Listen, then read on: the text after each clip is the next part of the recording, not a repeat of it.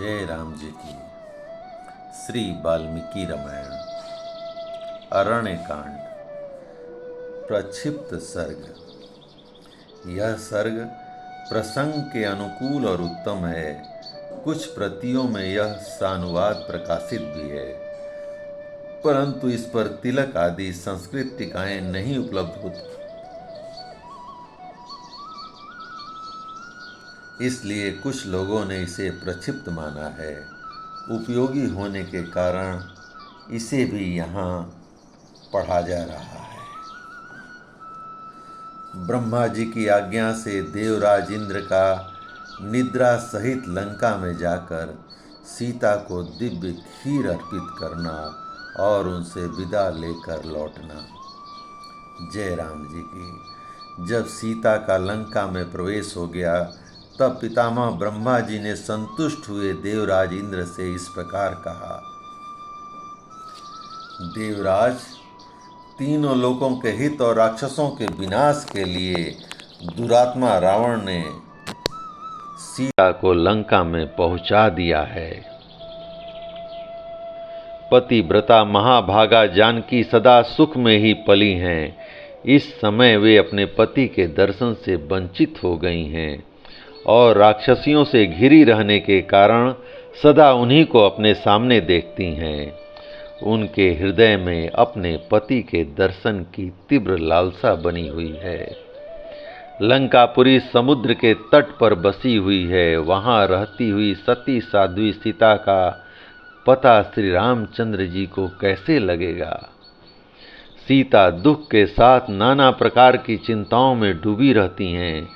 पति के लिए इस समय वे अत्यंत दुर्लभ हो गई हैं। प्राण यात्रा भोजन नहीं करती हैं, अतः ऐसी दशा में निसंदेह वे अपने प्राणों का परित्याग कर देंगी। सीता के प्राणों का क्षय हो जाने पर हमारे उद्देश्य की सिद्धि में पुनः पूर्वत संदेह उपस्थित हो जाएगा। अतः तुम शीघ्र ही यहाँ से जाकर लंकापुरी में प्रवेश करके सुमुखी सीता से मिलो और उन्हें उत्तम हविष्य प्रदान करो। ब्रह्मा जी के ऐसा कहने पर पाक शासन भगवान इंद्र निद्रा को साथ लेकर रावण द्वारा पालित लंकापुरी में आए। वहां आकर इंद्र ने निद्रा से कहा, तुम राक्षसों को मोहित करो। इंद्र से ऐसी आज्ञा पाकर देवी निद्रा बहुत प्रसन्न हुई।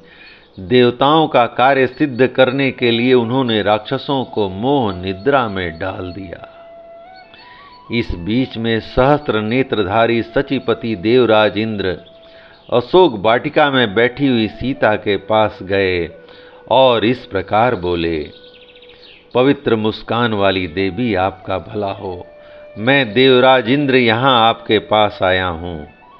जनक किशोरी, मैं आपके उद्धार कार्य की सिद्धि के लिए महात्मा श्री रघुनाथ जी की सहायता करूँगा, अतः आप शोक न करें। वे मेरे प्रसाद से बड़ी भारी सेना के साथ समुद्र को पार करेंगे। सुबह मैंने ही यहाँ इन राक्षसियों को अपनी माया से मोहित किया है। विदेह नंदनी सीते, इसलिए मैं स्वयं ही यह भोजन, यह हविष्यांत लेकर निद्रा के साथ तुम्हारे पास आया हूँ। सुबह रंभोरु यदि मेरे हाथ से इस हविष्य को लेकर खा लोगी तो तुम्हें हजारों वर्षों तक भूख और प्यास नहीं सताएगी। देवराज के ऐसा कहने पर शंकित हुई सीता ने उनसे कहा, मुझे कैसे विश्वास हो कि आप सचीपति देवराज इंद्र ही यहाँ पधारे हैं। देवेंद्र, मैंने श्री राम और लक्ष्मण के समीप देवताओं के लक्षण अपनी आंखों से देखे हैं। यदि आप साक्षात देवराज हैं तो उन लक्षणों को दिखाइए। सीता की यह बात सुनकर सचीपति इंद्र ने वैसा ही किया। उन्होंने अपने पैरों से पृथ्वी का स्पर्श नहीं किया, आकाश में निराधार खड़े रहे। उनकी आंखों की पलकें नहीं गिरती थीं। उन्होंने जो वस्त्र धारण किया था उस पर धूल का स्पर्श नहीं होता था। उनके कंठ में जो पुष्पमाला थी उसमें पुष्प कुमलाते नहीं थे। देवोचित लक्षणों से इंद्र को पहचान कर सीता बहुत प्रसन्न हुई। वे भगवान श्री राम के लिए रोती हुई बोलीं, भगवान, सौभाग्य की बात है कि आज भाई सहित महाबाहु श्री राम नाम मेरे कानों में पड़ा है। मेरे लिए जैसे मेरे ससुर महाराज दशरथ तथा पिता मिथिलेश नरेश जनक हैं, उसी रूप में मैं आज आपको देखती हूँ। मेरे पति आपके द्वारा सनाथ हैं। देवेंद्र, आपकी आज्ञा से मैं यह पायस रूप हविष्य दूध की बनी हुई खीर जिसे आपने दिया है खाऊंगी। यह रघुकुल की वृद्धि करने वाला हो।